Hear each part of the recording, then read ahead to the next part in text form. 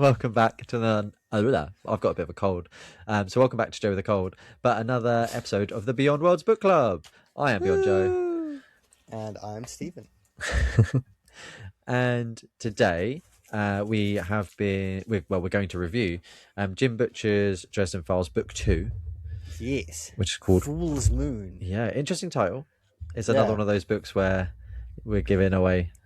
Yeah, I mean, but it wasn't just like werewolves. It was like all the werewolves. Which was cool, yeah. Cool. I'm looking forward to getting into that. Yeah, sweet. It was like quite obvious. Like, I wonder what it's going to be about. And it could have not been, but it's good that it did. It would have been a massive rug pull if they didn't. Yeah. And I like that it dove straight in. He's like, oh shit, man, it's werewolves, bruv. I like this. Yeah. But then you find out that there's like all these different types of werewolves. You're like, oh shit, okay, cool. And then there's a type of werewolf. There may be a type of werewolf that he didn't even know about. Or his buddy, Bob. Bob's the skull, right? He didn't know about. So obviously full spoilers ahead. If you are new to this, what we do is we read a book and then we call it the book club because we just chat about it. It's less. No, someone asked me at the wedding that I just went to. So is it like you review books? I was like, I don't know if I'd say review books. We'd say if we didn't like it, but like it's not a review of it. We just say, yeah, no, it wasn't that great. Yeah, it's a discussion. We just chat about a book that we've read. And so yeah, full spoilers. And let's get back into that werewolf thing because obviously Fool's Moon, figured it was going to be a werewolf one. It's Harry Dresden is this wizard investigator, PI, private eye sort of thing. Yeah, he's a wizard for hire. Yeah. This is like Chicago's wizard. I love it. Like what? It's very cool. But also not in a world where this is something that's super recognized. Some people are aware of what's going on, and it appears that things appear in the news that sort of hint at it, but it's not like fully out there. It's It's just like it's on the cusp, I'd say. Yeah, of the world finding out, but it is walking a very fine line. Well, I mean, they know about it to the point that there's a special branch of the police department that's like, yeah, you look into this weird shit. Yeah, it kind of have some funding. It makes me think a bit about like Buffy. So where there's all this crazy stuff going around, there are a lot of people in the universe of Buffy. There is a shop where they sell magic items that are actual magic items, but people sort of also just go in and go, oh, pretty crystal. Which is like, so there are people in the know, the people aren't there. But yeah, and I always thought with Buffy it was like just hide in plain sight. Like, why are you going to look at the spooky crystal store and they sell the real shit out back? Oh, okay, yeah, that's cool. I never really thought about it that way, but that is a really good way of thinking about it. But I don't know if Joss Whedon would have thought that. Dude. We have obviously had a lot of werewolves in media. Werewolves are super popular. I think maybe second to vampires. I think is maybe one of the big bads of the world of horror. Excuse me, sorry. Yeah, you'd probably got the big three. It'd be zombies, werewolves, and zombies. There you go. Yeah, so actually, I'd say zombies may be ahead of werewolves, but yeah, but I'd put zombies at the top, to be honest, fair, and then vampires, werewolves, and then werewolves. Yeah, you're absolutely right. But so as soon as it happens, like, right, okay, are you going to show me something new? And it, in my opinion, it did. Like, this wasn't. There was one standard run of your mill vampire, sort of silver bullet, full moon, cursed family sort of thing. But even then, like, I suppose there was one that would. Well, I suppose two were sort of a little bit mystical. So the hexamorphs were kind of because they had a magic item, right? It was but I've never seen that personally. I've never seen the sort of thing where someone can use an item to become a werewolf temporarily and it not like affect them for the rest of forever. Well, I haven't come across that immediate before, so I thought that was cool. Well, I mean, this one sort of did affect people forever. Yes, I mean, we'll see. Because there's obviously, as we talk about spoilers, at the end, Dresden uses it, and we don't know. Harry's, but Harry's, you can't use him as the example. Like that's everybody that used it long term in the books, were fucked up. No, Like, true. So, right, and Harry's the exception to the rule, right? And I guess, Magic is tied to willpower and shit like that. yeah. So, him, you could probably accept it not affecting long term. Everyone else that used it, they were all like going nuts, like right away.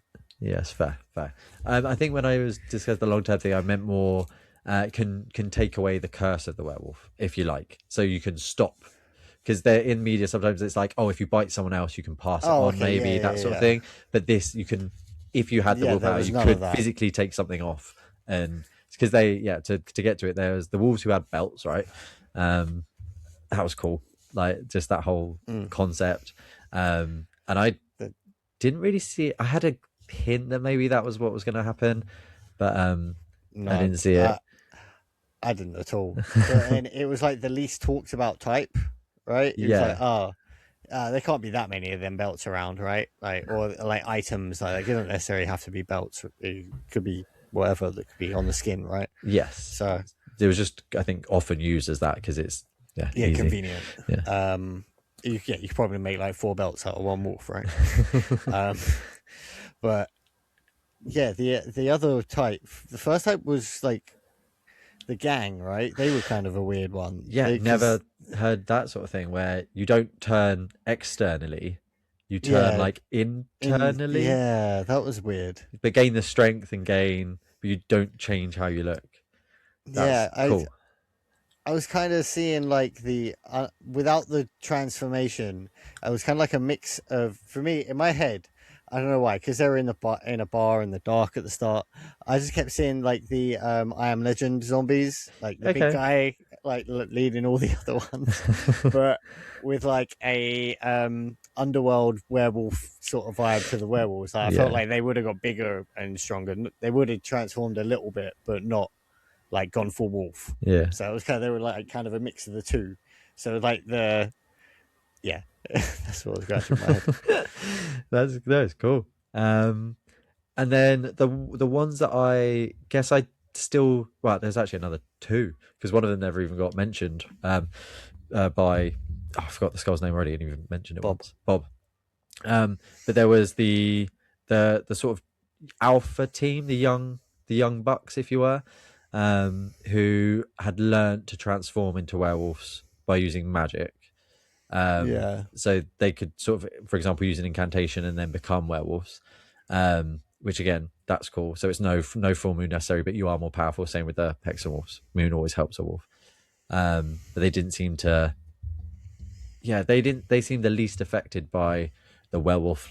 I guess they seem like more that they were just, like Harry Potter, how you transform into an animal. Yes, they seem more like that. They were all transforming into wolves. Yeah, okay, using some magic to do it. That was how I saw it. And then the final one, which wasn't really a werewolf at all, was more of a werehuman. That was pretty cool. Yeah, well, I suppose apart from like the proper mystical, like proper werewolfy type one, yeah, it was Terror. Terror was like, I feel like she was a wolf that transformed into a human. That's what I mean, like a werehuman, because she, was, and that's why there's a point Harry's like, she must be a demon. I don't know what this person is. I can't understand it. She talks cool. a little like Night Eyes, not a lot, but a little bit. Like the thought processes of things, it's like living in the now, doing the things immediately. No, we can't wait. We've got to do it. And Felix explains as well why half of the book this girl is like butt ass naked, either like doing dances for cops or just sitting in the back of a car, just butt ass naked. Just because doesn't care. Of course she's a wolf. She doesn't. Yeah. Nakedness is normal. The clothes are the weird thing. Yeah. So that's cool. But, Harry went through it in this one, man. Fuck it. Like this early on. So we're in the second book. He was messed up multiple times. Like this book just did not go well for him in the slightest. This is one of those books where absolute plot armor, to the sense that how was he walking? Do you know what I mean? Like, and at times he was like, "How am I walking?" But it's like, but how are you walking? Because loses his powers, which, as he says, is like feeling like he's been neutered. Like, imagine that you've had this thing that you've relied on forever, and then suddenly it's just like, everything's just going. But Splat. I suppose that was because of the potion, right? It just it was a bit too potent. Yeah, well, so he expended way too much, didn't he? Energy way too quick. He went for the Big Bang attack instead of like slow, consistent use. So he had no control over it at that point. That was definitely good in terms of a plot narrative for a way to stop him just being able to magic everything away. So he was having to rely on other things that we haven't necessarily seen him have to rely on in book one in the start of this book. Because at the end of the day, a lot of I like his thought process. I like the thought process as well, because a lot of these people, they're people at the end of the day. Although they're magic, like one guy couldn't control it. One chick was trying to help him. Like half the other people were trying to, like the rest of the magic-y wolf pack were like, oh yeah, we're cool. And you only really figure out that it was this totally other group of people, like the last 5 chapters. So like you do sympathize with all the characters that you know up until a point, apart from like the gangster dude. But is he Falcone, or is Falcone from Batman? Falcone's Batman. Yeah. I think it begins with M. I can't remember. Yeah, it does begin with M, but him. Falcone. It might be, yeah. I think it's like Tommy, because he calls him Tom, doesn't he? Yeah, keeps calling by his first name. It pisses him off. That's funny. Yeah. I don't know, he tried to sign him up as his like personal wizard. Like, Clever, come work for me. I'll give you better money. Be my wizard. And you were right as well. This book just flew. It was kind of crazy. Like 3 days. Well, not even 3 days. I'm pretty sure like 2 days, and I was done. Yeah. Like, I read a bit and was like, oh my god, I'm 47% of the way through. I look back at like another couldn't have been like longer than an hour later. It's like, oh shit, I'm gonna put this for a while. Obviously, reading on my phone, not an actual book. But I really enjoyed it. Like after reading it, I've sort of heard, and you sort of mentioned that there's a bit of it's not the favorite book in the series. It's renowned as being potentially the worst in the series. But if anything, I take that as a massive positive, because if this is considered bad, yeah, I liked it. I mean, it was like not a lot happened. There wasn't lots of events that happened. I don't feel like, but lots happened in the world, because there was the thing between Harry and Murphy going on where she's like, I don't trust you anymore, and he's trying to sort that out. Then he's got his side squeeze chick that he's trying to sort out as well. It was bare cute when she gave him the new jacket, and then he got fucked up right away. But not many events happened, but there was lots going on around him trying to figure this out, because he was in like, because he had to figure it out over the course of like 2-3 nights, maybe even 2, because it 2 was nights trying to figure it out over the full moon. And he sort of does figure it out like right away, but not quite. Like he gets to the right person, but they're just a crazy fucking werewolf at the time. Oh yeah, no. So yeah, he figures out who's doing it. He's just then the why, like what the finding out a bit more. I guess it is very circular. So everything gets tied off. It could be a one and done. It's very much like a TV episode that you could just jump into. Apart from the ending, which was a little bit, I felt a bit of a slap in the face, a bit too much, because I was already like, okay, there's clearly someone working behind the scenes, and maybe it's the same person as before. And then Harry says, oh, this must be someone working behind the scenes. I wonder if it's the same person as before. It's like, oh, you don't need to be so on the nose. Yeah. I do like what you said about it being so kind of very circular, though, because I was thinking about the first book and how it basically introduces you to everything right away, and the people responsible right away. So like now I'm going to kind of maybe be keeping an eye out for that in the next book, because it was hubby of his first client, and then the FBI agents that you're almost first introduced to that and tying it up with them as well. It's very well, nicely written. No, I yeah, thoroughly enjoyed it, and we both were like wanting to read the next one as soon as we finished. Sort of thing. It was like, wait, should we go No, on? Should we do something else? Should we have a break? We gotta wait. Yeah, because there are many books in the series, so that's something else to bear in mind. This is only book 2 of like 18 at this point, is it? Yeah, and the thing is, yeah, what you were saying about cliche, I was going to say that with how many books there are, I think you got to use cliche sometimes. Fair. And as long as it's just sprinkled in, I can get where you're coming from. If you just thought that thing and then that thing happens, it's a little bit on the nose of that for that moment. But as long as it's just sprinkled, I think it should be all right. And if they're supposed to only get better, then that foreshadowing might be pretty cool, because it's obviously going to be like a confrontation with his uncle, right? Who's definitely not dead. Not actually dead. Yeah. I would have maybe liked a bit more of the White Council, because they were featured quite a lot in the first book. However, what I will say in their defense is there is 18 books and they were still acknowledged. So the reason why Harry was even there was because of the White Council. So the FBI agents pulled him in as a cover for the council. So they covered. Well, we did get the little tidbit about his mum as well. That was so cool. Yeah, I like that. From the demon. And then there's obviously going to be some consequences for this demon knowing a couple of his names now. And because it was quite... scene was... I think if you saw that visually, I think that scene would start getting quite tense, very, very tense, because the demon is just saying his name over and over again, trying to get his real magic name right, and all that cool shit. Would have been pretty sweet. Definitely one of my favorite parts of the book, that bit. And I think the characterization of that crab demon was so good, because I was like, oh, it's another fluffy demon. I guess like on the lines of Bob. So like, yeah, because he even says at the start the crab has to try and... I'll keep calling it the crab, apologies. Oh, no, it's not a crab. But keeps trying to get through the force field. But it's just a show, because as part of the contract, they have to. They have to, yeah. And so I was like, okay. But by the end of it, it shows that, no, this demon has been like... actually... he's been playing the whole time. It's like just laying there silently. It's like a scorpion ready to strike at any second. The minute Harry sort of lets something down, he's not Harry's friend at all. No. He's 100% here to steal his soul, if you like, to take him back to hell. Take him to hell, or wherever the demons live in this world.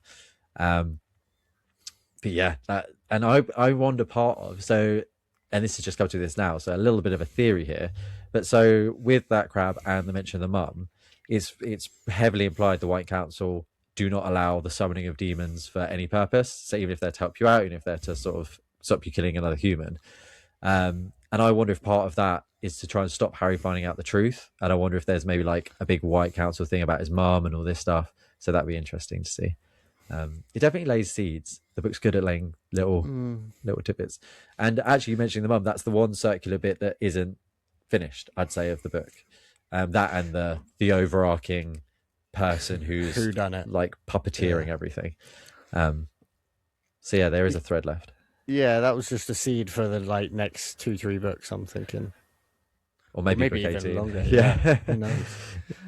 Book 18, I've heard a tiny bit about. It's like it's quite a cool premise set over a course of a whole year. It's called 12 months, I think. And it's after one of so book 17 is meant to be one of the big events, I think. Some massive happens in that one. And so 12 months is just the next 12 months of Harry's life. That's cool. I'm really looking forward to that. So we got to read some more of this. Yeah, we will read it through.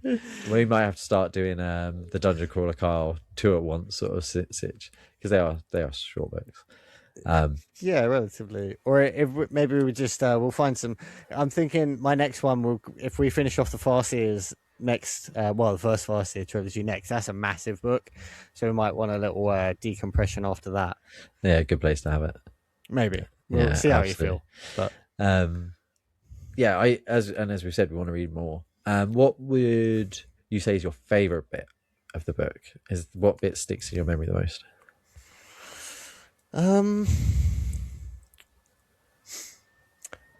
The Carmichael, the police officer dying to save Murphy. I was like, oh damn! I thought he'd be like the guy that I thought he'd be there for a long time. Yeah, absolutely.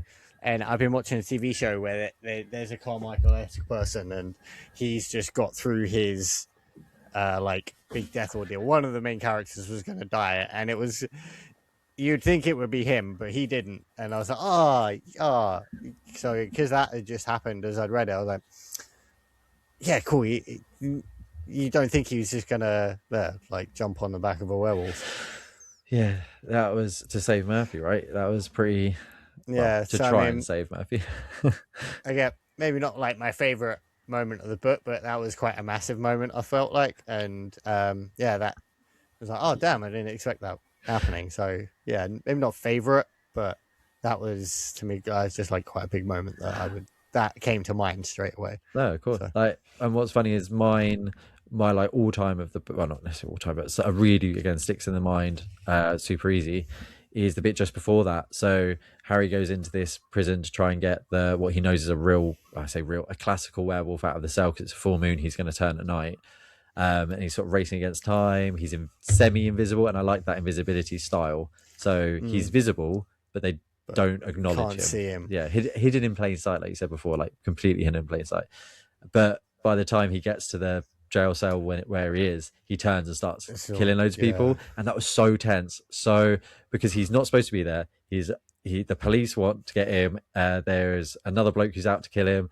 He has got everything laid out, not in a good way, and it was like, right, how is he going to get through this? What's going to happen? Yeah. And he kind of just fumbles through it, but it's not a negative. It's like it shows it's a very human way of dealing with the situation. Like, oh shit, what the fuck do I do? Okay, push 10 things, go. And I really like the way he finished that scene. So after his death there, the way he used the soft toy and bloodied it up with the wolf's blood and sort of bound it and all this stuff. I thought that was really cool. And it made sense. It's like, okay, yeah, with what you've got, he's quick thinking, he's getting through it. And like you say, you see that deteriorate at parts of the book, and then he wakes himself back up again. And he reaches rock bottom so many times, as you said, but seeing him make it back is wonderful. Yeah, it does remind me of like a Constantine, but not as comicked. You know, like Constantine, obviously, he's a comic character, so he's got a very comic way about him sometimes. But yeah, I can see the similarities, and I like it. I like this archetype of character. It's a very gritty human wizard. This is very cool.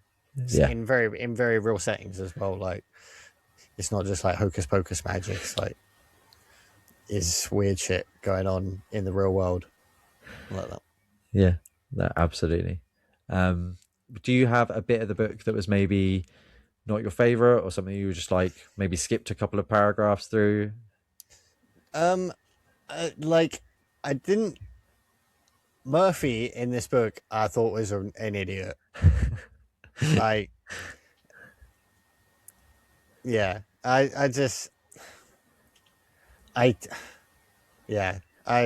couldn't understand the thought process of the character, but then obviously I'm not the character, so you know, it just, that whole, it's been months and months and months since that whole ordeal thing happened, and I guess it got explained a bit later on that she had internal affairs on her and shit, but I don't know, just her whole attitude towards Harry like kind of stank. Yeah. And that I was just like, I get it was a plot point, plot device, but yeah, that was a bit naff. No, I feel, because that was my main criticism of the first book, was just her almost stupidity, and like, come on, like, you hire this guy and you're not listening to what he's trying to tell you. Yeah. And so to just have it happen again, part of me was like, well, yeah, that's the characters, that's their MO.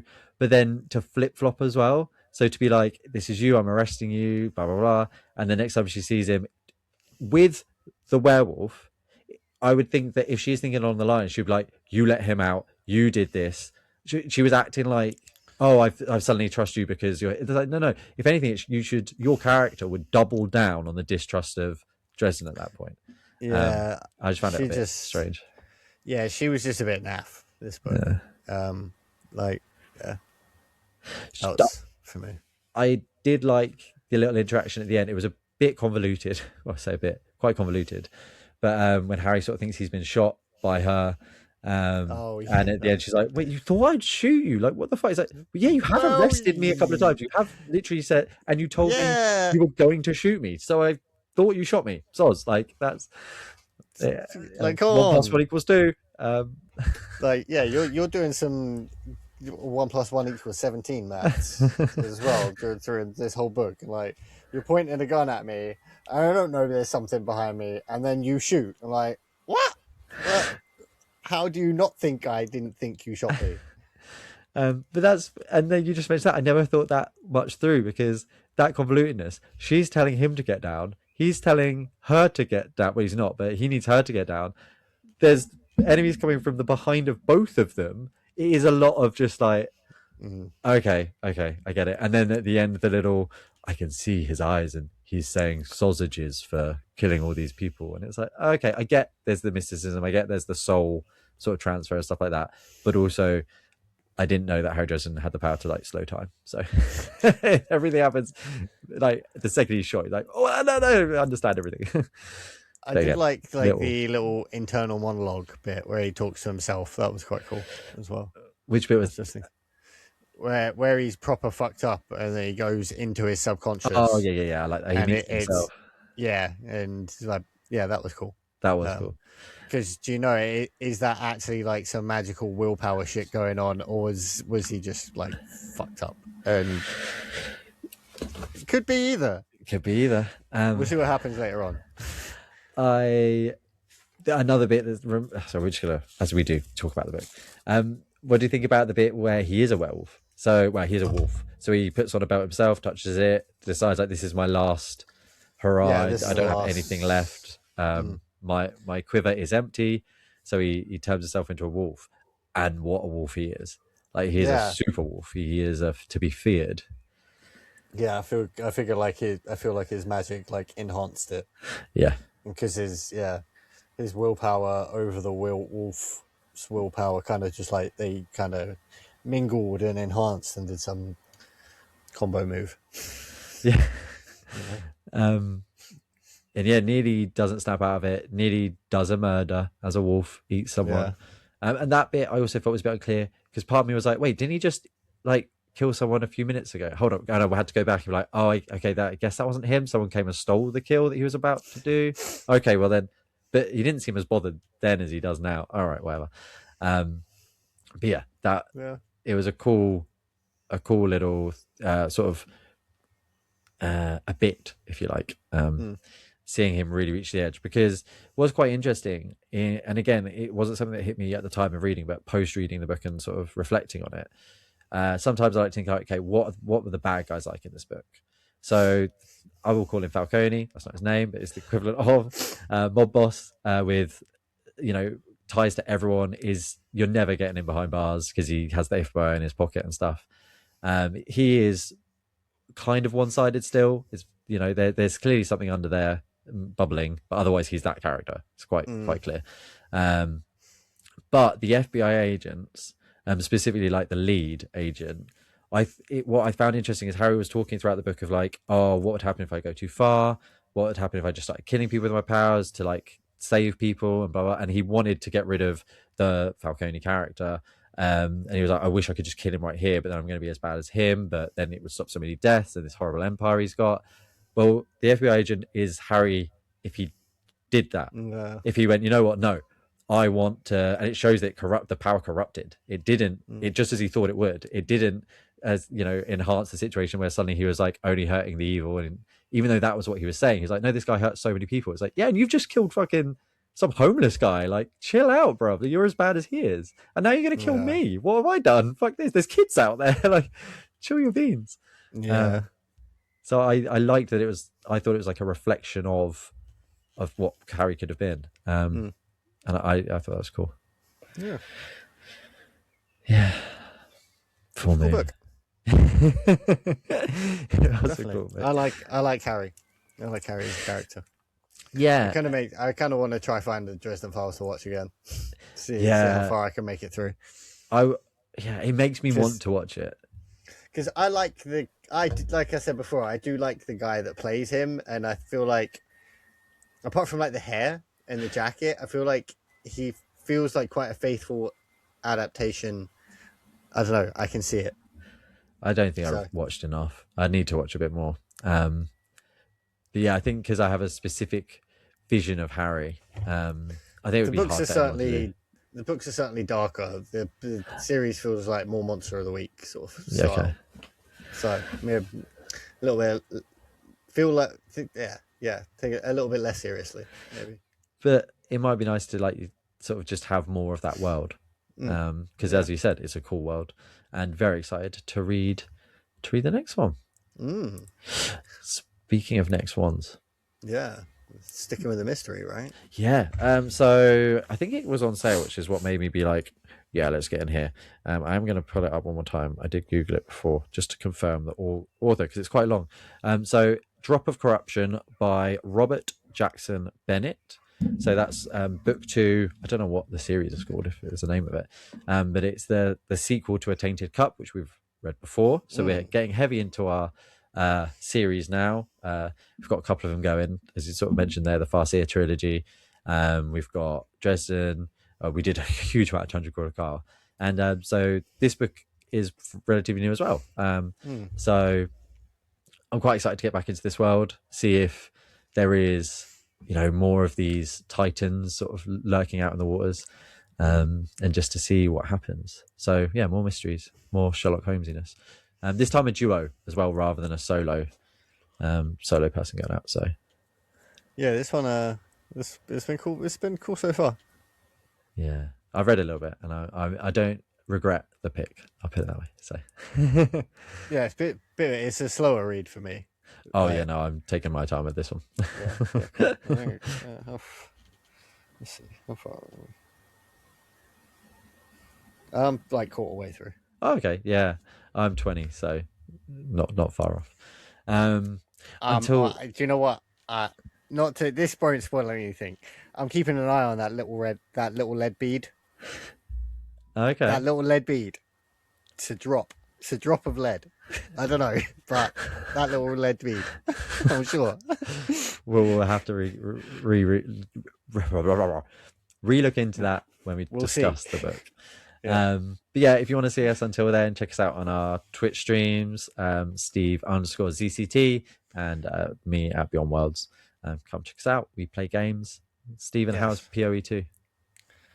I just nerfed my crossbow. I re-rolled. I've been trying to get a better tier of modifier on it, and the items to do it are quite expensive. Well, not like super. Well, they're expensive items to use, and I just used like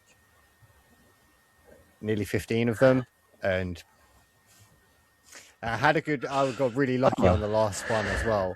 And each 15 there is 2 rolls as well, so like I got an item which lets you go again, so 15 was actually 30 and I didn't get it, but I was really lucky on the last one. Without a reroll, I got the same mod, but it was a lower level now, so I'm doing a little bit less damage, but whatever. Could have been worse. Yeah, exactly. Yeah, no, thank you so much for checking us out. Until next time, I've been Beyond Joe. I am Steven. Thank you for joining us in Chicago with Harry. Nice. Never. That's where the demons are. Never. Yes, nailed it. The never.